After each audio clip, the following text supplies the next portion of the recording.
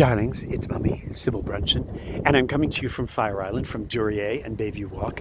I'm just going to show you something that's just amazing. There's the bay that I was telling you about, and the land in the distance, if I can zoom in. There's the land in the distance. That's Long Island. So we're on Fire Island right now, and that's the bay. I just want to show you something.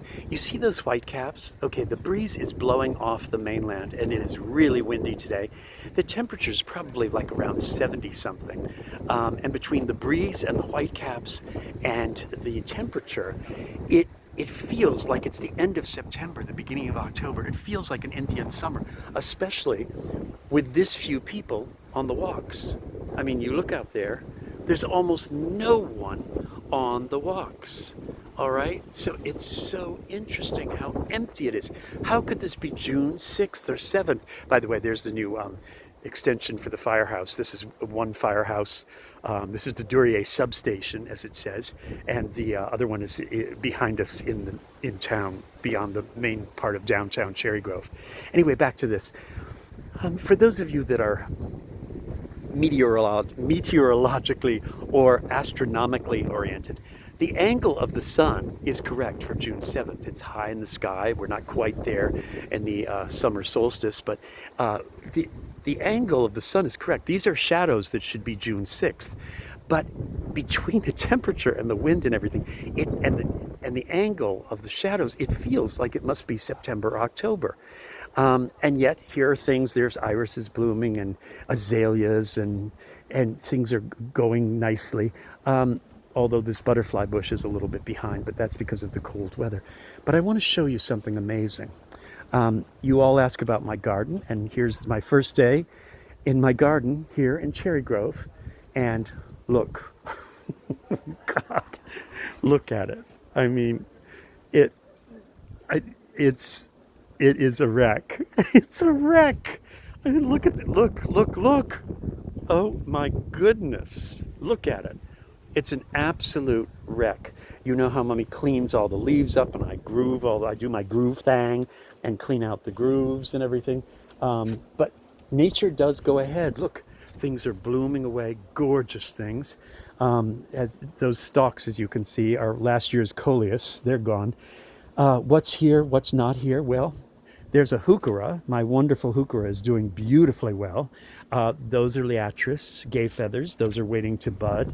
And here's liatris here and some more liatris. Look at the yarrows. Those are my Montauk daisies. Here are the annual pots that are dead. It looks like a dandelion in each of them. I do have some veronicas, and I do have some, I'm not sure what these are. I'm going to have to look at the labels. Look at that. There's my maiden's tears, and those are beautiful. They're doing pretty well. With something that's growing out of there, I think those are wild geraniums. That might be a wild geranium of some sort, which has taken root in there. Oh, look. They're balloon flowers. Those are the balloon flowers with some little buttercuppy things. There's the dianthus. There is some asters back there. This is that Montana flower I'm going to look up for you. Look, lavender right there. There's the lavenders mixed in with the yarrows. Nothing here, because those are annuals and I haven't planted them yet. So, and these are the triumphs. Okay, first of all, there's my wonderful bonsai lavender, which survived the winter and is budding and needs to be trimmed and cleaned. But look at it, just wonderful. And there's spittlebug. Look, there's spittlebugs everywhere. Do you see what looks like spit on my plants? That's called a spittlebug, and they're all over the place. I've got to get those off there because they sap the strength of the plants, and that's done with a hose and some water.